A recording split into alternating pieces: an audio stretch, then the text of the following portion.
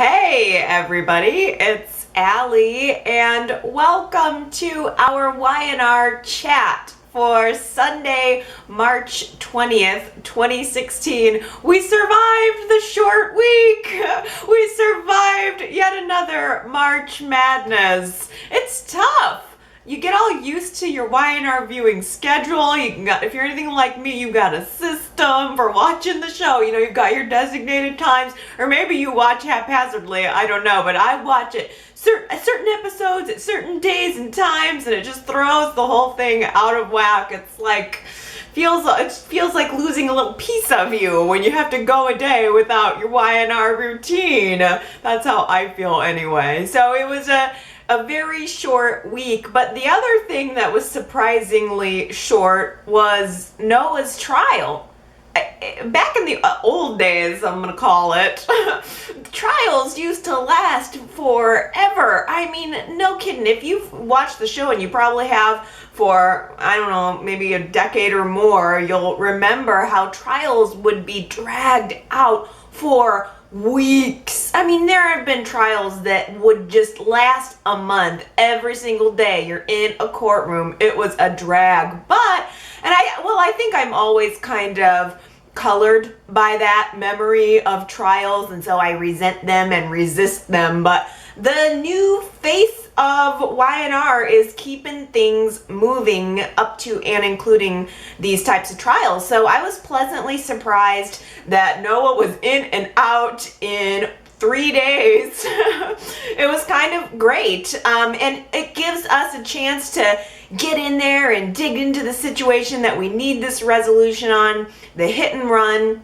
It was great to see Leslie back in action. I felt kind of bad for her because they probably scheduled the actress, and then right as she's coming on the show, she seems to be getting over, I don't know, a bronchitis or some type of sore throat. She clearly had lost her voice. I felt bad for her because it was probably painful to have to try to project through going through losing your voice, but it was good to see her back. I like Leslie. I think I like Leslie when she is large and in charge lawyer woman, as opposed to the failed relationship with Neil and the weird husband that he sometimes shows up at the hospital. She just out of nowhere married a guy. So I think I like Leslie when she's doing her job. First order of business for her being Noah.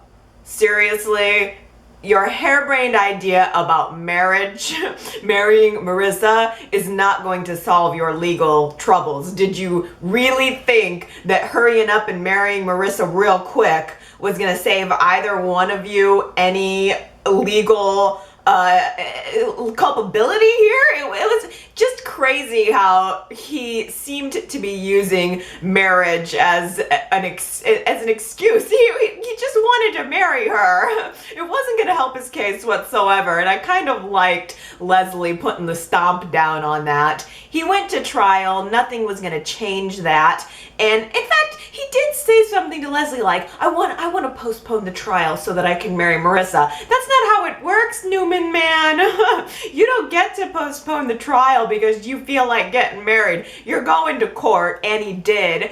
Chris was also back in action this week, looking amazing in her gray flare leg pantsuit with that loose fitting purple top, and it had the little bow tie thing in the front. She had a loose curly updo. She looked fantastic, and she was cold and crisp as ever. Oh, poor Chris. Will she ever win one? Maybe someday. It was kind of great to see all of the major players in this situation taking the stand. I liked seeing Dylan up there on the stand trying his best to present an accurate accounting of everything that happened in Noah's case while towing the line, knowing that Sharon is sitting right there in the gallery not wanting her son to go to prison, and also knowing that the words that he says, if he doesn't choose them incredibly carefully, could have lasting effects on his marriage. So it was interesting to see Dylan towing that line a little bit, and also to see him get his reward at the end of the day. Sharon had such a measured response to Dylan's role in all of this. I kind of thought she was going to flip out on him, or that she was going to feel resentful that he said anything at all. But instead she said, I completely noticed how you were choosing your words and I appreciate it. And she rewarded him with sex later. So score 1 for Dylan.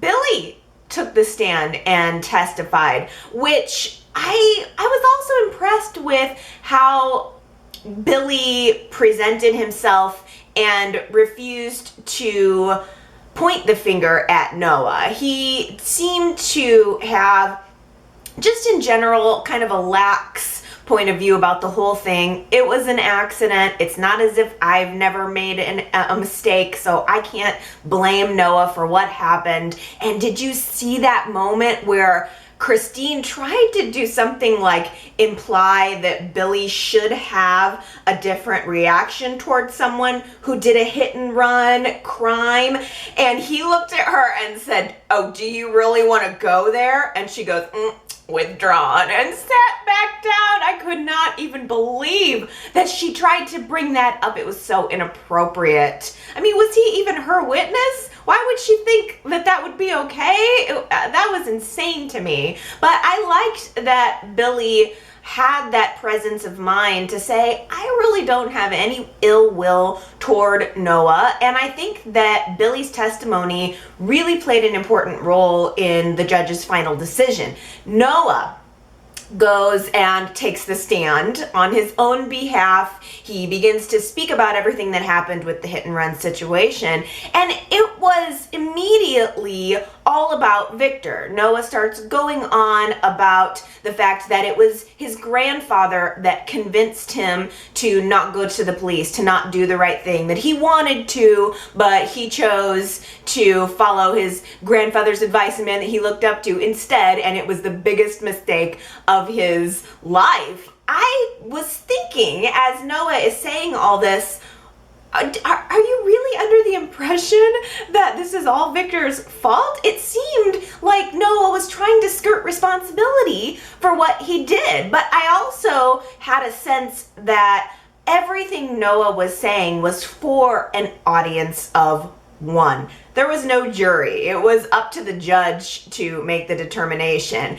And Judge Moxley is someone who has up close and personal experience with Victor Newman. So by Noah trying to shift focus onto Victor, I thought maybe that was a bit of a strategy on his part to try to get the judge to be lenient on him. But so I did appreciate the fact that after the trial closed, all of the testimonies were in, the judge went away to make her decision, calls everyone back, and before she can read out loud what her decision is, Noah stands up once again saying, oh, ho, can you just hold up this trial for a second, because I have something to say. In reality, it would have been like contempt of court, go to jail, but it's Noah Newman and he has something to say. We should all listen. He framed it by saying, I believe I may have misled the court, which is why he even got to tell his little story in the first place. But he tells Judge Moxley that he regrets that during his testimony he didn't take more responsibility for what he did. And I liked that he decided to stand up, decided to follow up, and accept culpability for his role. Nobody made him not tell the truth. He followed Victor's advice, and yes, that was a mistake, but you make your own decisions in this life. And I think it was a result of that Judge Moxley ends up going way easy on him. She comes back to the court and says, I have made a decision, and I wasn't sure about it, but after hearing Noah's testimony, I've decided I'm going to find him guilty, but give him probation. So she obviously had already found him guilty and had already made the decision about what the sentence would be, but maybe Noah's decision reinforced, or excuse me, Noah's little plea, last minute plea reinforced that. So he got found guilty, which I thought he pled guilty. That was never in question. He pretty much said he did it. But the probation is what ended up being the surprise, that he got something like 60 hours no, he got like 12 months of probation and 60 hours of community service, which we'll never see. But I was surprised. Were you guys surprised at the verdict?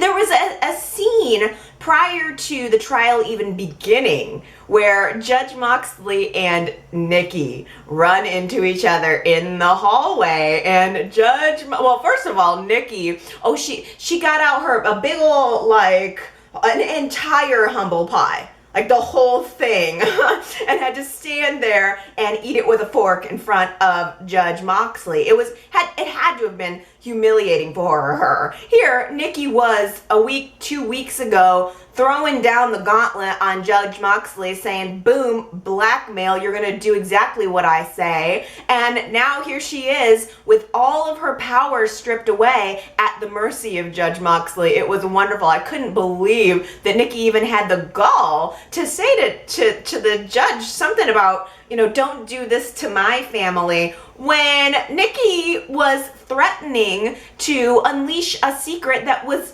assuredly and did in fact affect Judge Moxley's family. It was crazy good. I love the dynamic between Nikki and Moxley. I'm Team Moxley. I want more Moxley. Well, so that it gives us more Nikki and gives us more juice. And I think Moxley could play an interesting part when it comes to Victor's future on the show, but she certainly did take it easy on Noah. She certainly felt comfortable with the decision that happened. So everything is kind of copacetic at the moment. Noah gets out. He's free. He's free to walk out of the courtroom and have all the sex with Marissa that he wants. How about that? While the judge was making her decision too, he was like, sorry mom, dad, and everybody, if these are going to be my last moments as a free man, I'm going to go have sex with Marissa. I mean, I'm surprised they didn't just do it in the car. They found their way back to the hotel so that they could have comfortable sex, but I wouldn't have been surprised if it was in a hallway or an elevator or somewhere.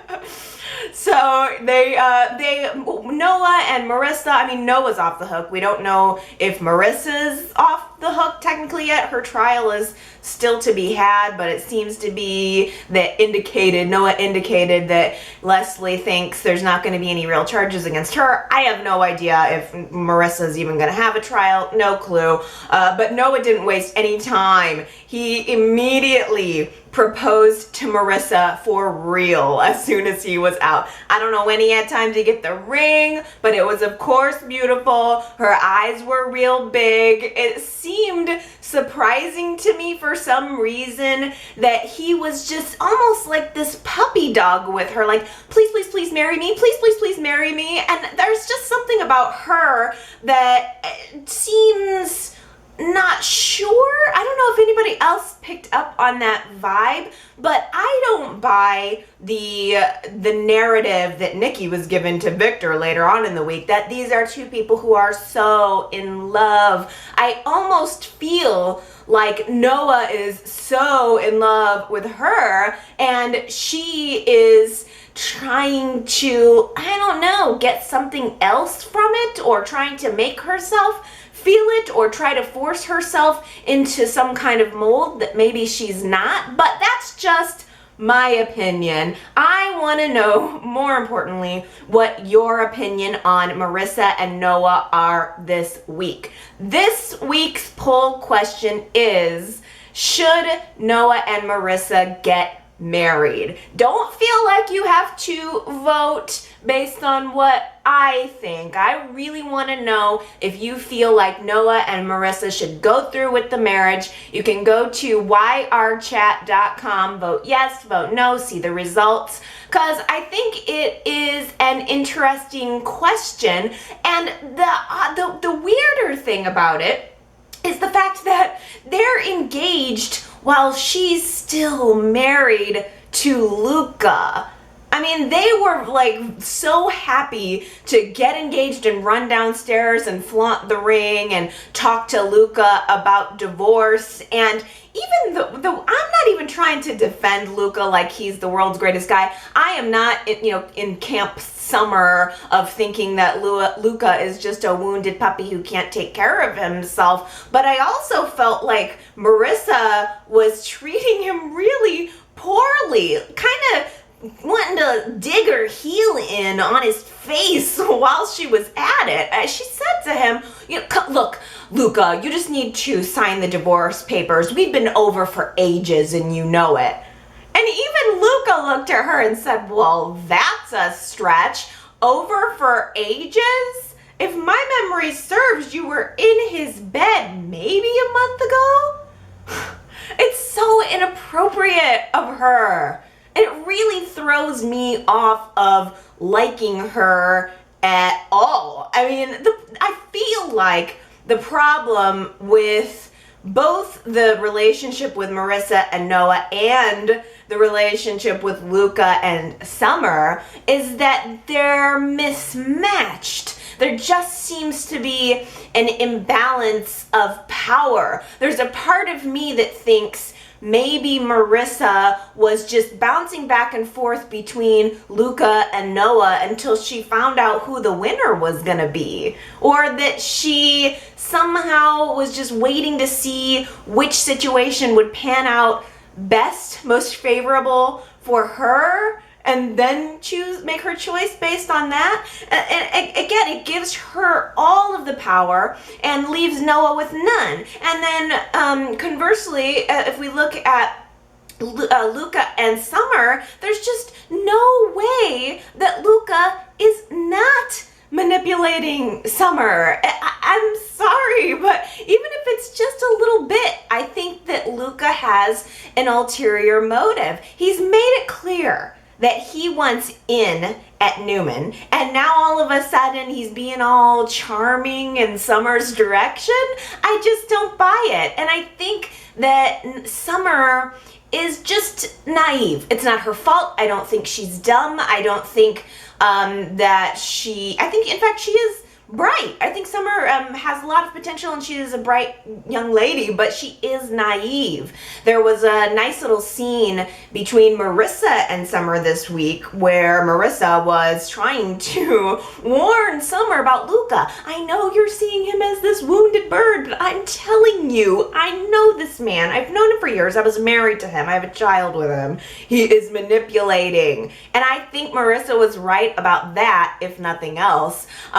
And while Marissa was warning Summer about Luca was warning Noah about Marissa, and Luca got himself punched in the process. It's kind of like father, like son. It seemed like Noah seems to be picking up the Nick torch, while Nick is developing and flourishing in his character and really developing dimension, because it probably wasn't 5 years ago that all Nick ever seemed to do was punch people in the athletic club, and now here we've got Noah taking on those same qualities.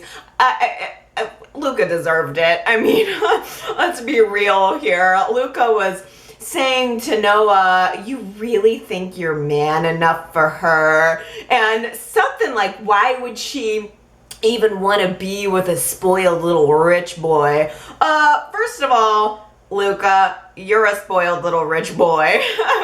Isn't your daddy really, really powerful? Isn't that how you got all your money? And you're just kind of trying to prove that you are worthy of it? Because that's the vibe I get from Luca. I don't see what makes him any different from Noah. It's just that Noah has something that Luca wants, and Luca is perceiving as having lost. So he's gonna go and stick it to Noah at every chance he gets. But I think that Noah feels that way. I think Noah is deep down afraid that he's not man enough for Marissa, and he's right.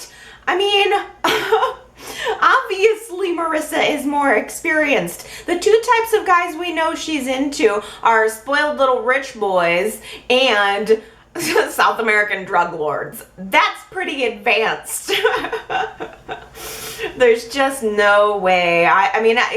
Again, go ahead. You tell me if you want Noah and Marissa to get married, and if you can elaborate on why you like them together, do it. I don't want anybody to be influenced by my opinion. It's just my opinion is all. And I just think that Luca had a line this week that is sort of a haunting prediction. He said to Noah right before he got punched, he goes, "You're going to lose her.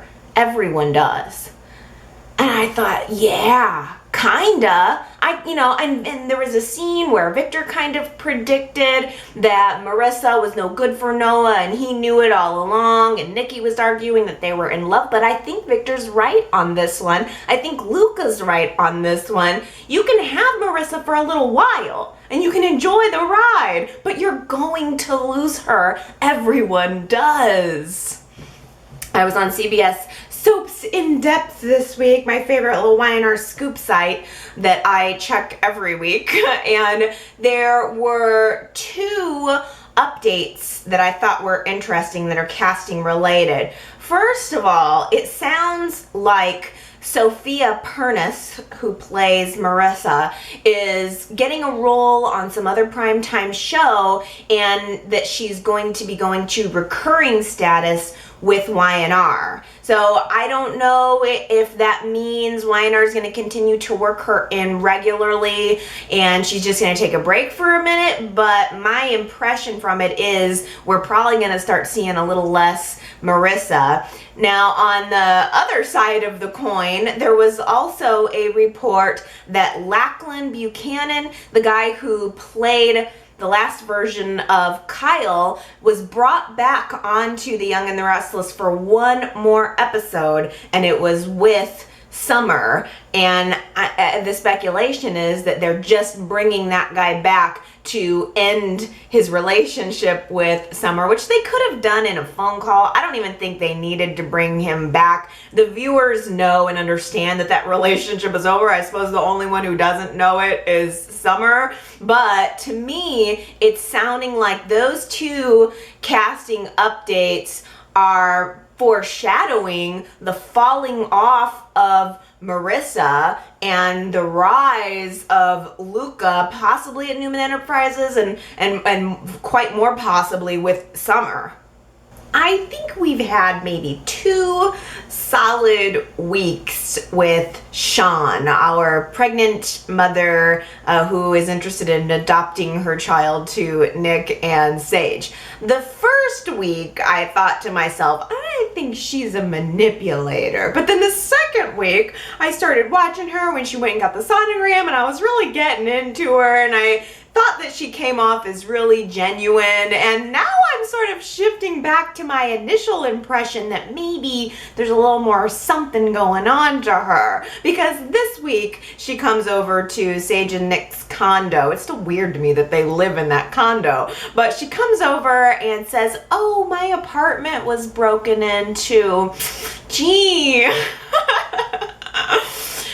I'm kind of scared to be there while I'm having you rich people's baby. And Sage, she had to have known. Sean had to have known that Sage was going to offer something. It doesn't take any level of real intelligence to see that Sage wants this baby so bad she's practically drooling over it. She would do anything. She would give anything, and she would offer anything, including, "Come on, move right into our place. Hey, stranger that we don't really know, why don't you move in with me and my husband without me even asking him?" It was ridiculous and insane. Sage and Faith are giving Sean the apartment tour, telling her about all the things she's gonna love about living there.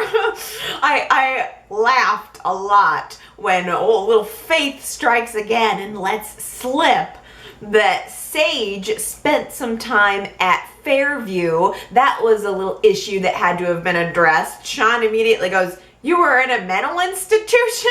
Sage she didn't go into detail about the fact that it was all a big scam to catch Dr. Anderson, but she just chalked it up to, yeah, I was really depressed. And I just can't help but feel like that little piece of information is out there for a reason. There was a whole lot of awkwardness based around it, but frankly, hey, if Sean wants to go looking for skeletons in these people's closets, Sage is the least of it. I mean, just look into Nick's history, look into Sharon's history. I mean, these people, I think, as Sean is starting to figure out, are weirdly intertwined and have unexpected dynamics and maybe even unhealthy dynamics between them. So it created a lot of discomfort. It's clear that Sean doesn't feel entirely comfortable. The one who is just blazing forward with all of this is Sage. Sage knows what she wants. She's going to do anything she can to get it. And Nick comes home to find out that she's now offered to let Sean move in with them. He's not happy about that. First of all, the decision having been made without him, without discussing that with him. It was a snap judgment on Sage's part, and she could not possibly have thought it through. It is so not practical. It is not smart. It is an incredible can of worms to open. And the worms from this can are going to be crawling out right now. They're going to be crawling out when the baby's born. They're going to be crawling out after the baby's born. And it's so unnecessary. You're a Newman. Rent her an apartment. Give her some cash. You didn't have to invite her to move in. And of course, Nick is expressing all of this, and Sean overhears the whole thing, creating more discomfort. Like, it seems like Nick is the only one in this situation who is thinking rationally, which is a sentence I never would have expected myself to say. He's able to at least smooth things over with Sean and not make himself seem horrible, like a horrible person for not wanting her around. But it's clear that Sean is having doubts. There was this weird moment where Sean was talking to Sage about, yeah, maybe I'll just come over for birthdays and maybe I'll be up in your life. She's dark. Some of she was going on this train of thought about how maybe she'll come over all the time and see the baby and visit for birthdays. And it was like she said it to make Sage uncomfortable. It's like she almost wanted to force Sage into the reality of the situation if Nick can't do it. Sage, they both, of course, if this is ever gonna pan out, which I'm sure it won't, they need to be real clear about what this adoption means. It's so not a good idea. It is just so not a good idea. And Nick knows it. Oh my goodness. Nick and Sharon were off after Noah's trial, celebrating the victory and confiding in one another and connecting some more. And Nick had this great line that I thought really summed up Sage's state of mind. It was, Sage is pinning all of her hopes on a confused teenager, and she doesn't see it at all. It's like even Sean sees it, Nick sees it, Sharon's seeing it, Chelsea's seeing it. Anyone could see it except for Sage, and it's just making her look so desperate, and it's painful to watch. Nick even tried to get Chelsea to offer Sage a job, to maybe give her something else to do. I loved that Sharon took the job. Chelsea and Sharon had a little blow up last week, but they made up this week, and now Sharon's going to be working for Chelsea 2.0. So Nick was thinking, hey, maybe Sage could do that too, just to give her something else to focus on. It was a really good idea. Chelsea went to Sage with it, and Sage was immediately off. Nope, sorry. She blew the offer off immediately because, dealing with Sean is just a full-time job. She has a one-track mind. Chelsea tried so nicely to push it and say, well, are you sure? I mean, it could be good for you. And it dawns on Sage that Nick asked Chelsea to offer her this job, and I'm sure that Sage could not get out of the restaurant fast enough. She probably was like, I'm gonna go find Nick right now and I'm going to rip him a new one. She of course does go ripping around town, finds him at the coffee house, and happens to walk in on Nick and Sean having a conversation about the baby and about the situation and about how uncomfortable it could potentially become. And for the first time, we're seeing Sean say out loud, well, what if I decide to keep the baby? Are you going to be mad at me? Is Sage going to be okay? Are you guys accepting that I have a year after the baby's born to change my mind? I mean, are you going to hate me if we've gone through all of this together? And like, how cool are you guys going to be if I change my mind? And Nick is very honest. It seems like Nick is just not into this at all. It's not only that he doesn't think that it's a good idea necessarily for Sean, but I think he's seeing that it's not necessarily a good idea for Sage. And I tell ya, I think Sage probably next week is going to walk right up into that conversation, and I don't know if she's going to be able to keep it together in front of Sean, because Sage has done a lot of trying to keep it together in front of Sean for the last couple of weeks, but I feel like Sage is going to blow up at the fact that Nick was having this conversation. I don't know if it's going to end up causing a problem in their relationship, or if Sage is going to end up looking extra crazy. I can't help it. I can't help it. The fact that Sean knows that Sage has this history of depression and that she was in Fairview. We've been talking for weeks about Sage is just looking so unbalanced. Is there any chance she's going to end up at the mental institution? And I just wonder if maybe this whole thing with Sean, whether intentionally or not intentionally, is going to be the thing that does it, that really sticks Sage into the loony bin for I don't know how long. It's weird, and I'm curious to know if you guys are picking up any dark vibes from Sean. I mean, it makes sense that she would have all of these feelings that she's having. Giving up your child cannot be an easy thing, and she has expressed as much. But there's just something that in me that's just waiting to see her demeanor turn. I'm waiting to see her show little peaks, just little glimpses of some kind of ulterior motive. It was clear to me this week, and it was starting to pop up a little bit last week, that Sean is developing a crush on Nick, that she sees him as the perfect guy. Her boyfriend got her pregnant and ran off and left her, whereas Nick seems like this really upstanding, ideal man that Sean feels like she could never have. So I wonder if Sean is up to something, and if she is up to something, at what point is it beginning? Did she come into this with the intention of doing something or getting something from the Newmans, or is that something that maybe is going to develop in the process? Surprise picnic!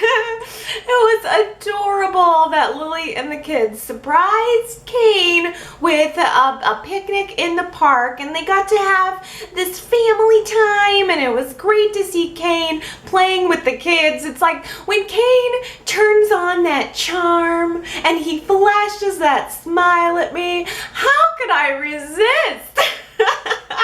He was extra charming this week too. I was just really happy to see this Kane. We've had a lot of unhappy Kane, a lot of unhappy Lily, and it was nice to see them bonding with each other, bonding with their children, and after spending a day together and remembering what it was like to be a family, Kane and Lily have this private moment together where he sets down a gift on the table and she's like, oh, well, what does this mean? And he tells her, you know, Lily, it's been a long winter and I've been in a hotel room and I'm miserable. I'm miserable personally. I'm miserable without you.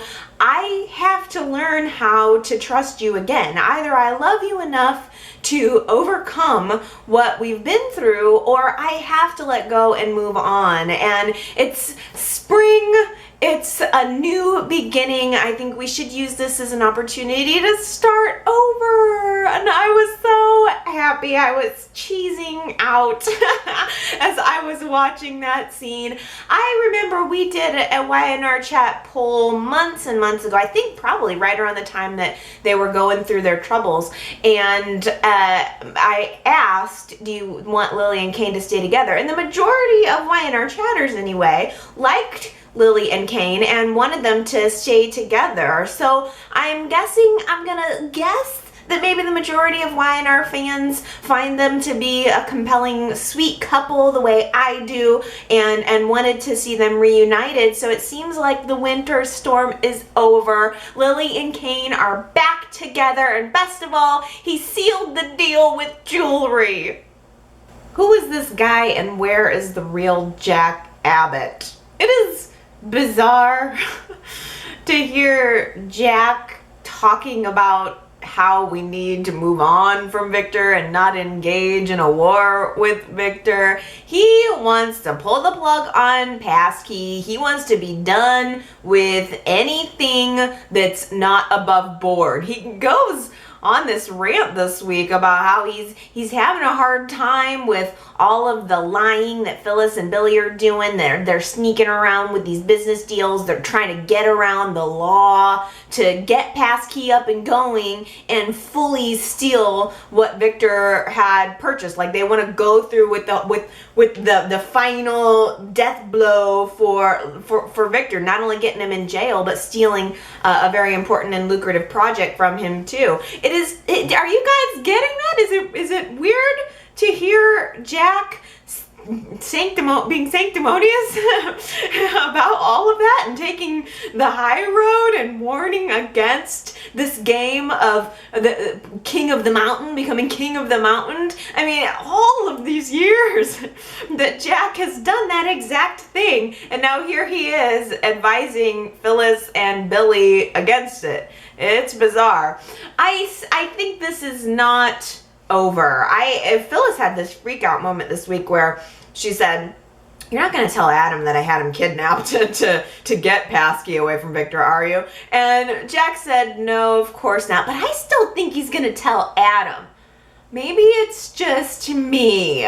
But something about that, I feel like something's going to have to pull Adam into this war, and I feel like that's going to be it. I think Jack is going to tell Adam, and I think that is going to ignite Adam, and I don't know, maybe make him go into war with Phyllis and Billy. I mean, Jack is believing that Passkey is more danger than it's worth, and he's probably right.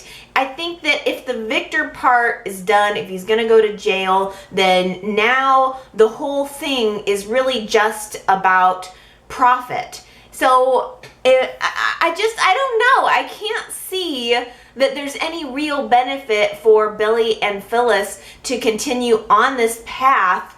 And yeah, if it's just about money, then what's the real thing that they have to gain from it? I don't know. I don't want to see Phyllis and Jack break up. I really don't want to see Billy and Victoria break up. But Billy is convinced there really is no hope for he and Victoria, that is unfortunately done. But it's been kind of strange. We've seen a lot of Phyllis giving Billy pep talks. And this week we saw Billy returning that a little bit and advising Phyllis to not choose Passkey and the war with Victor over her relationship with Jack. He feels that his time has passed. He made the mistake. It ruined his relationship, but it doesn't have to do that for her. And she takes that advice. It's like Phyllis doesn't listen to anybody but Billy, and Billy's not really listening to anybody but Phyllis now. Phyllis decides to go to Jack and tearfully repent and say, you're right. I'm hurt over everything that happened with Marco, but I can't let Victor win the ultimate victory by breaking us up, which is the right decision in my mind anyway.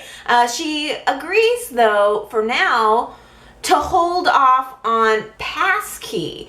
And that seems to be the thing that Jack really wanted to hear. Jack has identified that as the most dangerous part of this whole thing, that trying to go to war or possibly getting Victor to sue them, or instigating Victor to sue them, that's the wrong road to take. So that was what he really wanted to convince her of, and Billy did it, and Billy's the one that convinced her, and she agrees to hold off on passkey.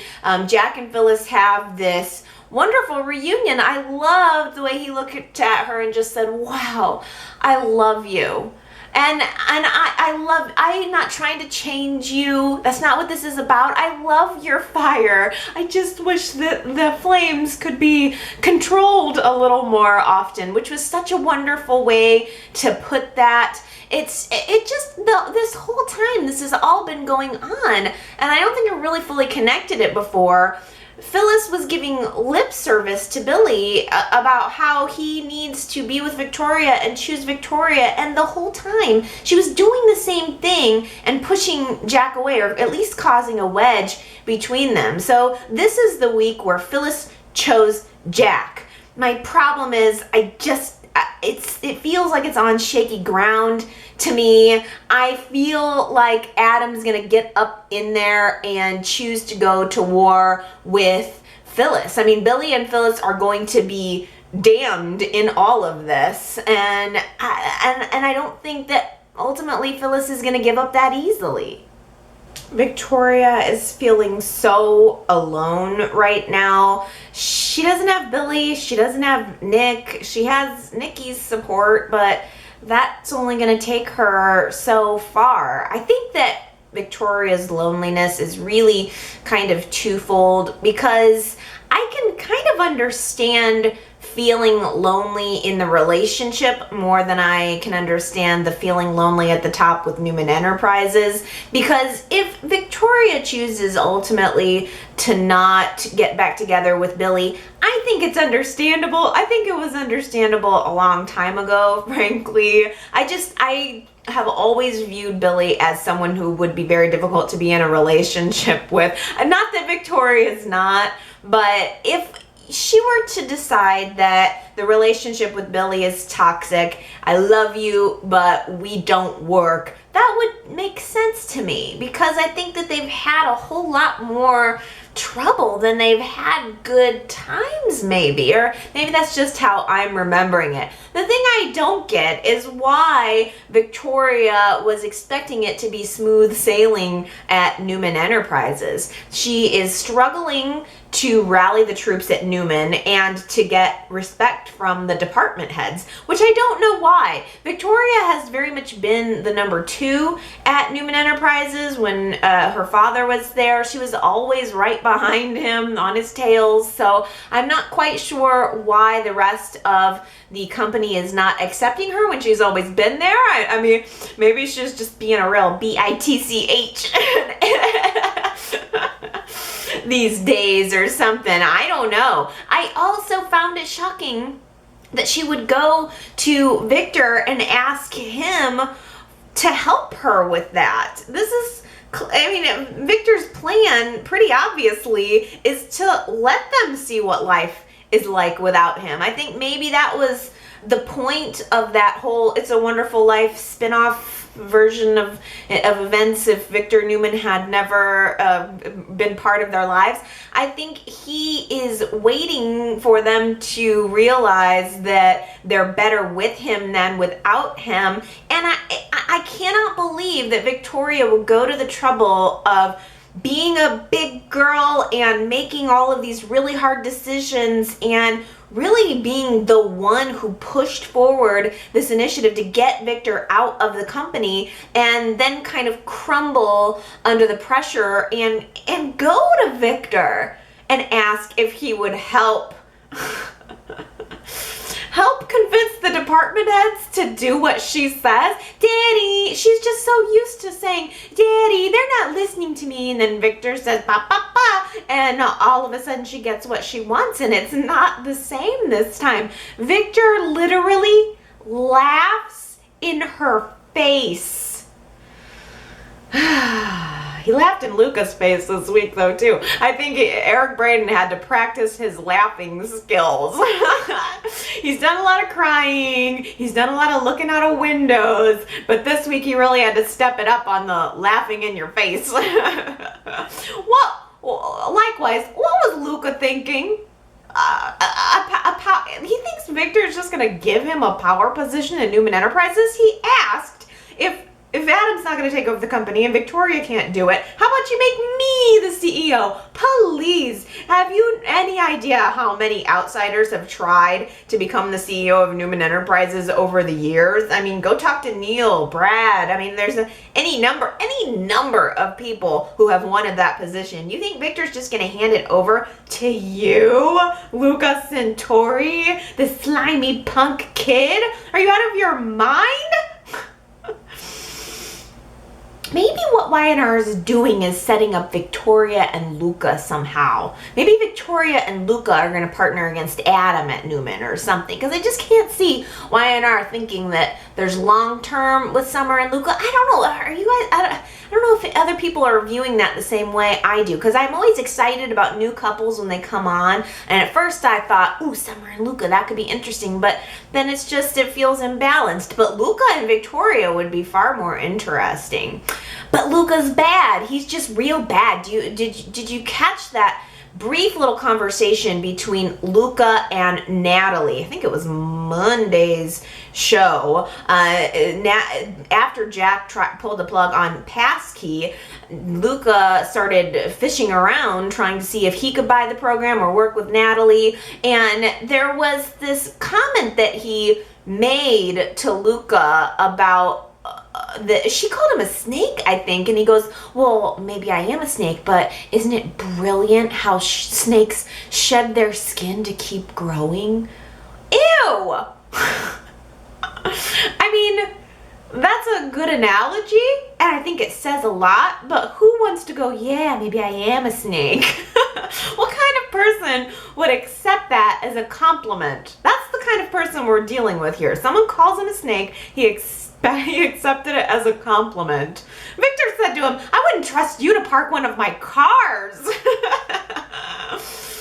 It was true. And he took this mystery phone call, by the way, at the coffee house. And he was saying, you did the right thing by calling me. It's a travesty. Something has to be done about this. And I thought, well, okay, that on the surface seems like maybe it would be about Newman Enterprises, but I wonder if it's about something more. I really think Y&R is going to use Luca in some way, shape, or form to forward either what's going on with Passkey or what's going on with Victor's trial. But I mean, Victor would be a fool to trust Luca. Anybody would be a fool to trust Luca and really let him get into the company. It was a great scene, though. I can't help feeling like basically what's going to happen is one way, for one reason or another, even though Chelsea's convinced that Adam is going to not work at Newman and he's going to take a job in Chicago and they're going to live happily ever after and everything is going to be great. It ain't the case. We all know it. Adam is, for some reason or another, going to take a job back at Newman Enterprises and he's going to go after Jabot with everything he's got.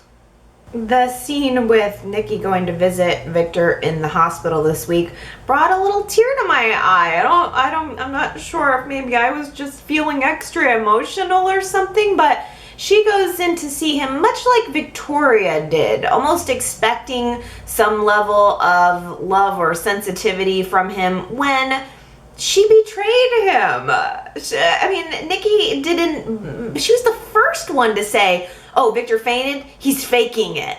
And so for her to go in and expect him to welcome her with open arms is a little bit naive, I would say also. I mean, it was clear that she was trying to make a point and bridge a gap that everything that's happened with you being in jail is about business, but we still have a personal connection, we still have a family. But to Victor, both of those things are intertwined, and I'm sure he would have to not be a human being in order to not miss his family and to not feel isolated and betrayed and all of that. But I think he is posturing. I think he's trying to be big and bold, and he kicked a chair, but I'm sure he misses his family. He misses his freedom. He is a person too, and his wife did also join in the group and throw him to the wolves.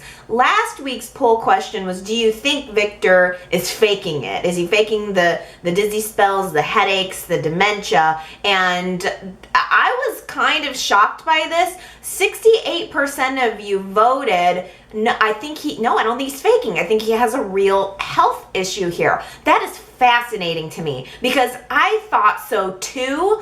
And but yet at the same time I thought it's just in my head because I always have to find a way to somehow have some empathy for Victor. But now that I think about it, and now that I see that you guys were picking up on that too, I'm wondering if Victor does have something wrong with him, and maybe a medical crisis is going to be just the thing to bring the Newman family back together around him. I want people to get hurt. That was last week's Who Said It quote, and you guys, you're not even gonna believe this. Like, just as many people thought that Victor said it as thought that Phyllis said it. I want people to get hurt. Isn't that interesting? Victor and Phyllis are pretty much the two opposite ends of the current war on the young and the restless. And I just think it's interesting that just as many people thought one or the other could say it. Like, even though maybe Phyllis is supposed to be on the side of doing right, and we all have acknowledged that Victor did wrong, I was very just surprised that people thought that Phyllis was the one that said it. It actually was Victor who said it. There was a big blow-up argument at the athletic club, and I think either Jack or Phyllis said, if you don't stop this, somebody's gonna get hurt. And Victor shouts out, I want people to get hurt. Ugh, that is so good, you guys. I love that talking point too. That there's no black and white, there's no good and bad, there's no hero and villain here. That what I think we would maybe perceive as the hero in Phyllis versus Victor might be Phyllis, and it's just as likely that she would have said it. I think it's a good guess. I'm not meaning to say that the people who thought it was Phyllis were way off. I mean, it absolutely could have been either one of them. I was fascinated by those results. So let's see. The answer for I want people to get hurt was Victor. And it was some people said Billy too. Isn't that interesting? There's like no right and no wrong, no good and no bad in this situation. Let me make sure I get everybody who guessed it right. It was Connor, Marianne, Katie. I gotta look through and make sure I get them because it's kind of like surprising how many people maybe didn't get it. Let me see. Oh shoot. I don't think that person guessed. Victoria, this is bad. Sorry. Austin and Naomi. Jay Bird, I think that's Henry. Candida. Everybody else guessed. Actually, I wish I would have counted these because I think more people guessed Phyllis than Victor. Am I nuts in that is just That is just crazy to me. I hope I got everybody in there. It's never been so split. Usually, I think it's maybe one of those things where if you heard it, you knew that it was Victor. But if you were just out of context thinking who might say something like that, then maybe you thought it was Phyllis or Billy. Gosh, somebody is definitely gonna get hurt. People are already getting hurt over it. I hope I got everybody. If I didn't, I'm sorry. Let me know and I'll give you your shout out next week. I tried my best. Oh boy. How about we do a new quote? We'll see if you guys can get this one. There was only 3 shows, so I didn't have as much to pick from, but I think this is a pretty good one. You see if you can tell me who said, "Enjoy your time on Mars." How weird, random, and just bizarre. Who said it? Enjoy your time on Mars.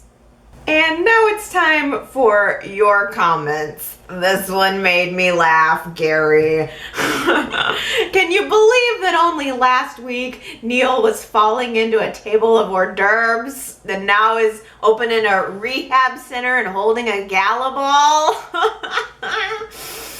Oh man, I know. As soon as Neil came on to my screen and was giving all of that sage advice to Jack, I thought, I definitely like Neil better sober. He just looked so very clean cut, and it's such a stark difference from seeing him passed out with a head injury on the hotel floor. And I didn't even put together that gala that we're going to see next week. There was a preview and everybody's going to be dressed up and fashionable and looking gorgeous and coming back to us from March Madness in all their glory. I didn't realize that was going to be a gala for the foundation, the rehab foundation or whatever, but that's a really good idea. I'm glad Y&R is doing that. God, that was really funny. Also, Gary makes a good point about Sharon's dream this week. At the very end of Wednesday's show, Sharon had this kind of, I guess, dream / nightmare. And as Gary pointed out, the things that she was seeing, as we saw in a flashback, were all normal, happy things. She's at Fairview, she's admiring her belly, and then we flash to her handing the baby to Dylan, and he's meeting his son for the first time, and yet she woke up from this dream horrified. I'm really glad you mentioned that, Gary, because the whole thing made no sense to me. She gets up from the dream, very bustily. She busts up from bed. She almost falls out of her bra. And she rushes off to check on Sully. And meanwhile, saying that the baby's crying, and Dylan reaches over to the baby monitor and there's no crying, just Sharon saying, "Everything's okay, Sully, mommy's here." So what's up with that? Does anybody want to throw out any theories on Sharon's dream? It's like Sharon's having these weird dreams, Sage is having these weird nightmares. They seem like they're going to be premonitions of something, but I don't know what. Is that just an indicator to us that Sharon is starting to remember things and question things and have maybe some kind of sense that something went wrong at Fairview? I'm not sure. I'd love to hear your interpretations of Sharon's dream this week. So definitely leave me some comments on that one. Truth Bomb 2.0 on YouTube had an interesting idea. I wish Dylan would go undercover and have an adventure. I love that idea. I'm loving Dylan. He's one of those guys that he sort of is a supporting character at this point in the story, but he has a lot of potential. I said 2 weeks ago how much I'm really enjoying him as a cop. I'd love to see Dylan go on something lighthearted, like a lighthearted undercover investigation, just something fun around Dylan, because I think we all know that what's coming Dylan's way is not going to be very pleasant. It's going to crush him. I mean, this child is such an important representation in his life. I mean, they named him Sully, almost as if this child was Dylan's way of finally having his own son and finally working through some of the issues he's had in the past. And it's all going to be ripped away from him, and it's not going to be good. Tawny on YouTube says, whatever happened to Sage and Sharon bonding and hugging like they were going to be BFFs after the Dr. Anderson incident? That sure didn't last long. I guess Sharon is definitely turning on Sage in small lumps. I know.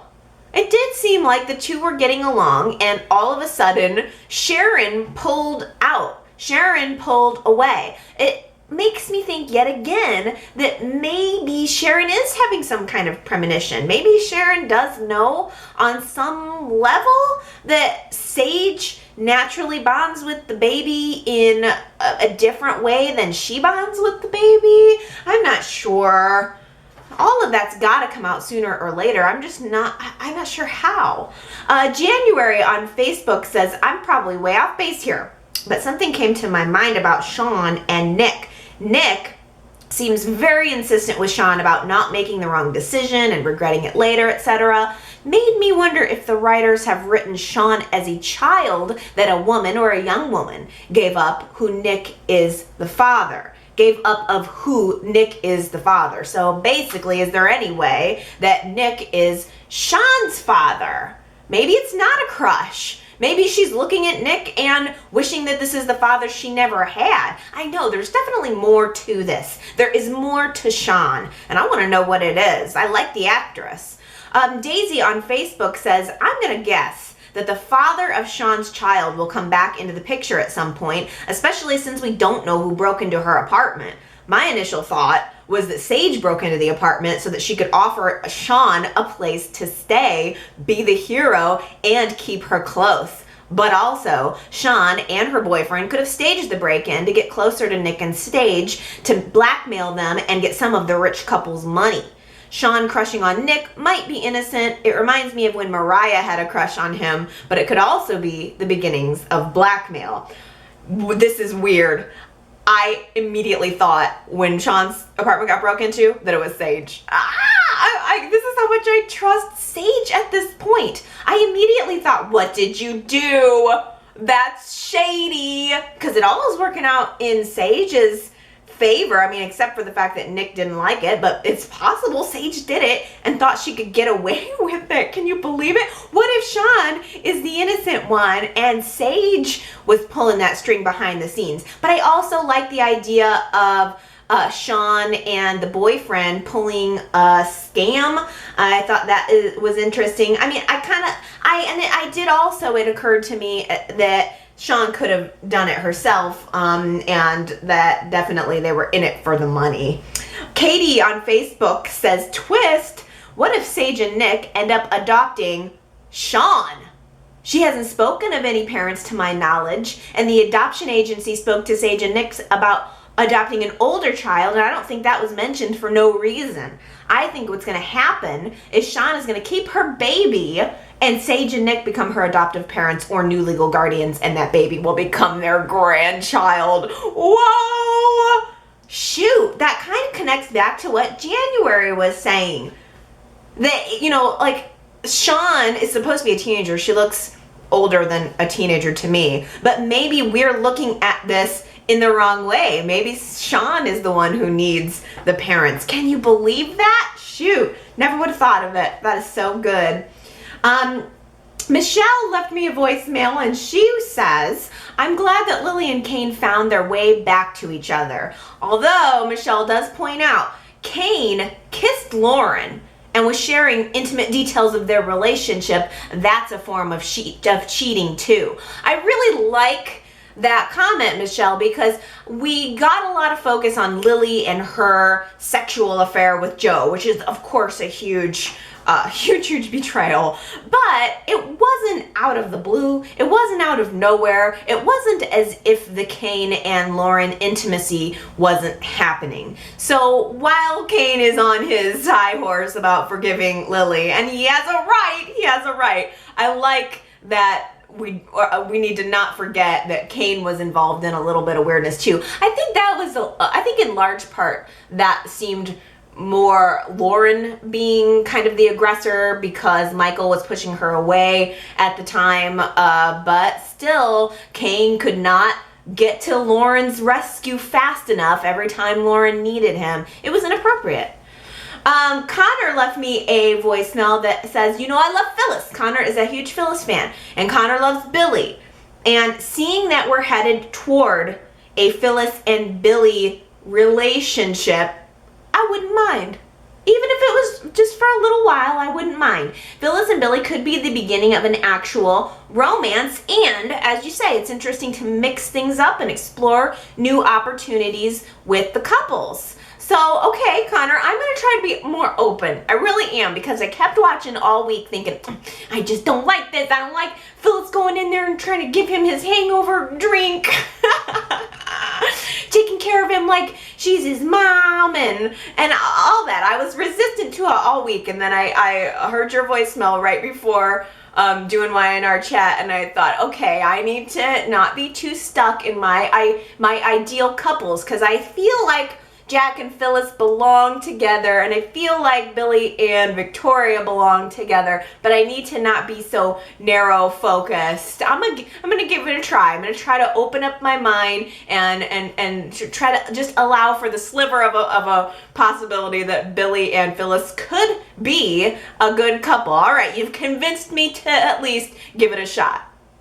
I was chatting with Aaron on YouTube a couple weeks ago now about Y&R fan events, and I think it started occurring to me because I got a fabulous voice message from Clinton, and he was kind of talking about, you know, meeting the Y&R stars or getting a guest spot on Y&R, and I thought, you know, I've never met anyone from Y&R, but I bet that you guys have. So I thought to myself, all right, next time I get some spare time, maybe what I'll do is throw up a question on the website or a space at yrchat.com where you guys could tell me about any Y&R fan encounters that you have had, because I bet you have. I mean, I know that Y&R does fan events. Aaron and I were kind of chatting about that Y&R will sort of post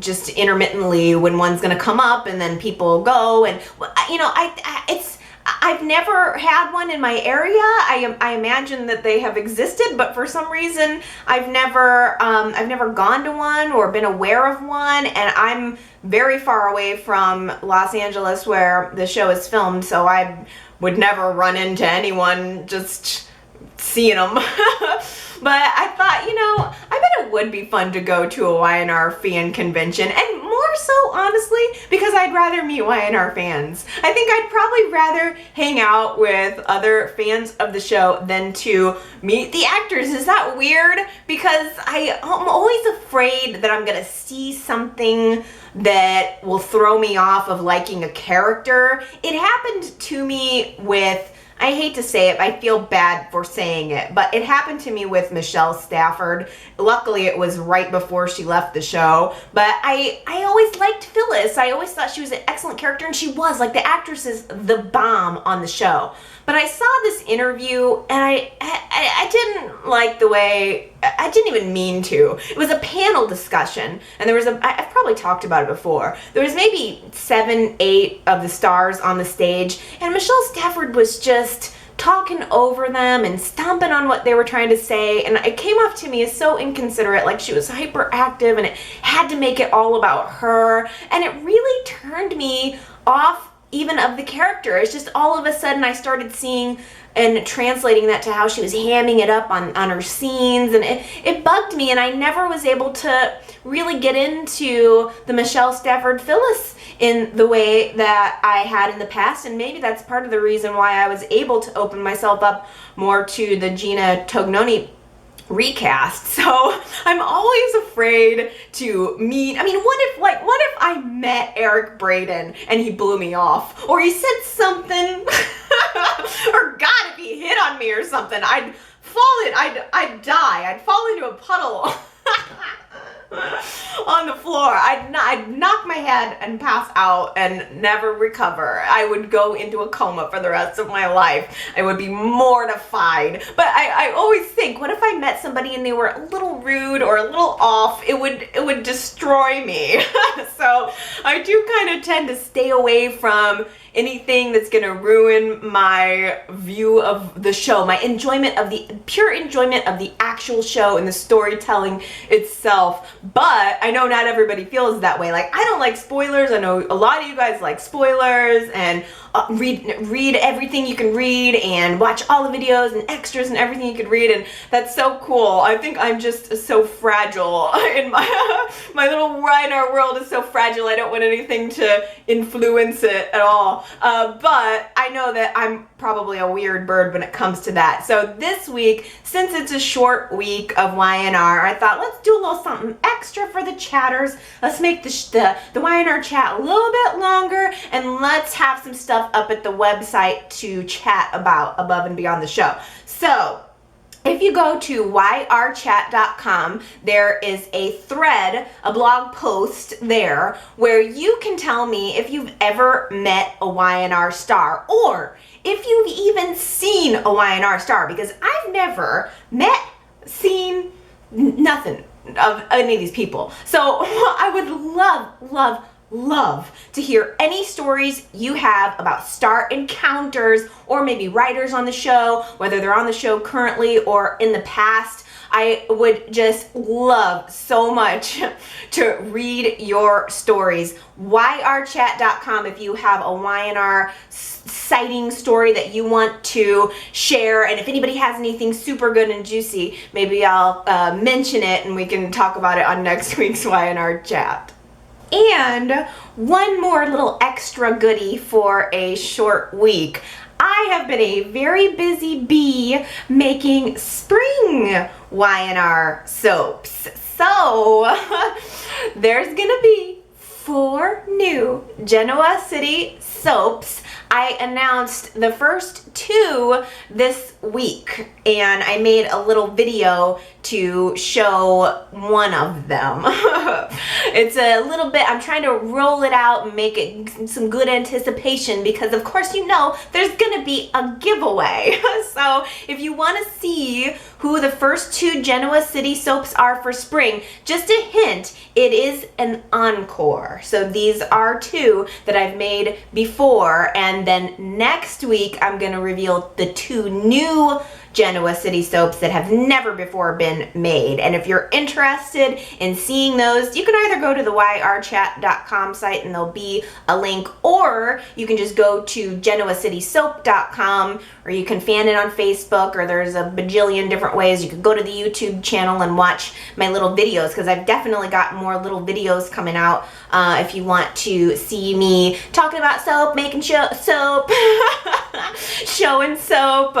It's kind of fun, especially for a short week, so I thought that'd be a little extra goodie for you guys. So just go to genoacitysoap.com and all of that good stuff is there for you. Okay, everybody, that takes me just about to the end. I don't know how the show can be 3 episodes, nearly half the amount as usual, and I could still sit here and talk for an hour. There's something wrong with me, I think. Oh, but I enjoyed it, and I hope that you guys enjoyed it and savored every episode, and that you go to the website and leave me your comments for the week. From there, you can also find the Facebook and YouTube if you'd like to leave comments that way, or call into the voicemail at 309-588-4569. I'm dying to hear all of your comments for the week, so don't be shy. But I love you guys, and I will be back next week to share my thoughts about the show. So I will see you then. Bye.